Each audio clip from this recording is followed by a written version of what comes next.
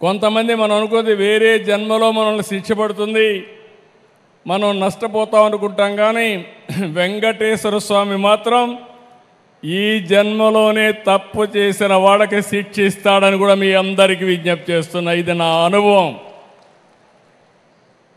ఇక్కడుండే పాలక మండలి కావచ్చు, ఉద్యోగస్తులు కావచ్చు, పూజారులు కావచ్చు, ఎవరైనా అక్కడికి పోయిన వాళ్ళు కావచ్చు, ఎవరైనా కానీ ఇది నా అనుభవం. నేను చూశాను, క్లోజ్గా కూడా వాచ్ చేశాను. కానీ ఈరోజు అలాంటి సందర్భంలో మనం ఆలోచిస్తే ఆయన పవిత్రతను ఆయనే కాపాడుకుంటున్నాడు.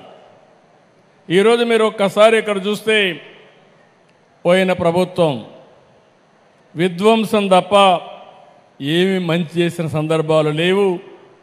ఇక్కడ రైతాంగం మంచి చేసి మంచి సంకల్పంతో భూమి ఇస్తే 5 ఏళ్ళు ఈ రైతుల్ని ఎంత వేధించాడో ప్రత్యక్షంగా మనం చూసాం. నరకాన్ని చూపించారు.